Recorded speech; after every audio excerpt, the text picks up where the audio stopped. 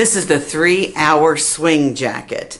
And one of the things that I love the most about this jacket is that it has movement in the back, and I'm going to show you how to do that. And yes, you can do this in 3 hours because my fabric of choice, like the jacket that's laying here on the table in green, is to choose a fabric that does not ravel. That's going to be your easiest thing to do. What doesn't ravel? Most wools. So check the wools.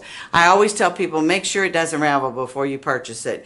This is Pendleton wool, and you can go to their website and purchase Pendleton wool. This is called EcoWise wool. So just check that out on their website. You can also use suede, or you could use leather, or you could use any kind of fabric, like I said, that doesn't ravel. Now, I do want to tell you one thing about this jacket. I like swing jackets. I think they're really cool. But I tried, when I first saw that jacket, just to A-line the jacket. I thought that's what made it swing.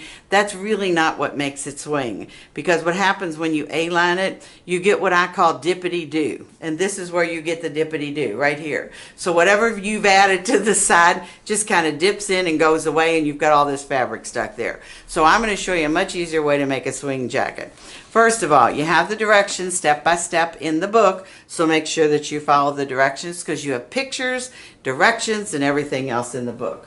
I'm going to show you how to make the pattern.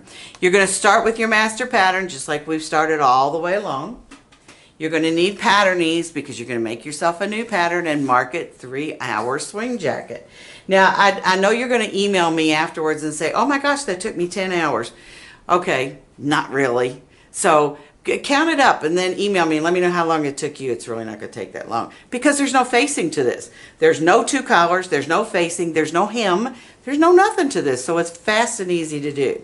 So this is my knit top pattern.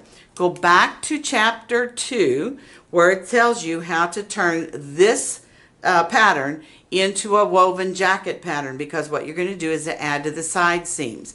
Now you need to remember how much you want to add to the side seams according to what it is that you're going to make.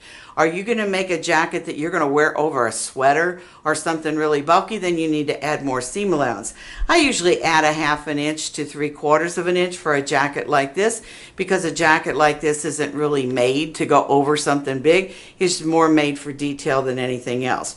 You want to add 1 inch to 1.5 inches to the center front, and that's so that you would have enough for buttons and buttonholes if you choose to do that. And yes, you can put buttonholes in a flat piece of fabric without any interfacing when that fabric has some stability to it, and wool does. All you need to do is to put, like I like to use freezer paper, iron-on freezer paper, and I iron that onto the back of the fabric when I put a buttonhole in, and then when you pull that off, it's paper, so it just rips right off. But it keeps that buttonhole really flat. I'll show you that in just a second. Now, if you will go back to the red wool jacket, you'll see how to make a yoke. You could put a yoke in this if you wanted to, but all I did in the back was to add 4 inches. When I lay this on the fold of the fabric, I'm going to go 4 inches away from the fold of the fabric, and hopefully you can see that red line. And when you do go 4 inches away from the fabric, that's what's going to create the pleat that's in the back. That's what makes it swing. So when we sew this together, I'll show you that in just a second. When we sew this together, you're going to have a pleat in the back of your jacket. Now this is the EcoWise wool that I'm talking about. So after you cut out your piece, you want to start with the front, and you can see that I've kind of decorated this. Let me pull it up a bit. I've decorated this with some pin tucking, and I want to show you how simple this is to do.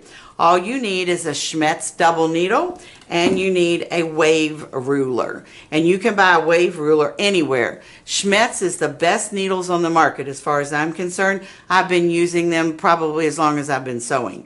So choose the Schmetz double needle. Now, what size double needle? You will find that double needles come in sizes, I think they're 2.0 all the way up to 6.0 now. Make sure that you have a machine that will accept both of the needles. But depending on the width, depends on what you're going to get as far as the pin tuck. I would always check that on a scrap of fabric before I'd start stitching down the front or the side of my jacket. So just make sure that you're happy with the size of the pin tucking needle that you've purchased. If you've never used one of those, it's one shank with 2 needles coming off of it, and you're going to take 2 spools of thread on the top of your machine. If you don't have 2 spool holders, you can use a soda straw on the spindle and stack the spools up. The 2 spools of thread go through all the tensions in your machine until you get right down to the edge, and you have like a little lever in between. So one thread goes through one side and one thread goes through the other. That's the tension of your machine. Then when you get down to the needle, one thread goes through one eye and one thread goes through the other. Now you only have one bobbin thread, and that's what pulls the thread. It creates almost like a zigzag stitch on the back side. That's what it looks like. But it pulls the thread, and that's what makes the fabric raise up or pin tuck. If you want it raised a little bit more, play with the tension on your machine. But play with a piece of fabric before you start putting it onto your garment. So I pin tuck the front first. Now the question I always get when I show this jacket, oh my gosh, did you have to add to the front of your jacket?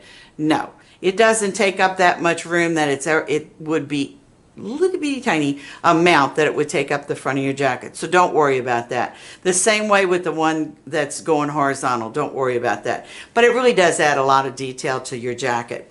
So let me show you the back of the jacket. That's the front of the jacket. Let me show you the back of the jacket. That's what has the pleat in it. And when you look at the directions, it will tell you to stitch down about 5 inches. So you're going to actually sew that with a straight stitch, back tack, and then base the rest of it, because when you unbase the rest of it, when you take that basting stitch out, that's what's going to create the pleat that's in the back of the jacket. That's what's going to make it swing. So it's just a really cool jacket. Now I told you only have one collar, and that's all you need is the one collar. So I have the one collar on here, and then I have a piece of bias trim. Now let me show you what bias is. Bias stretches, okay? So it doesn't need to be finished off because it's not going to ravel. So when I stitched my collar on, I actually stitched that piece to it, and then I'm going to fold this entire thing down and stitch, and let me pin it and show you where I would stitch. About 5/8, 3/4 of an inch away from that first stitching line, and then all you have to do is to trim away the excess. So you have a real, let me pull this up just a bit. You have a really cool finish to that collar, and that's exactly what I've done on this collar. And you can see I've even left a notch on that collar, and there's the bias trim that I put over the edge because I wanted to hide the seam allowance. So when you sew the collar on, the collar is to the inside. So the collar is stitched to the inside, and the seam allowance from the collar is on the outside of the jacket. So that's the reason we covered it with bias. But it makes a really neat jacket and a really fun jacket to wear. I hope you enjoyed the video. Now it's time to check out the website. Everything is on there. You can purchase the pattern, the book, all the notions I talked about. You can join the Fit Club and check out the classes where I'm teaching. And be sure to follow me on Facebook.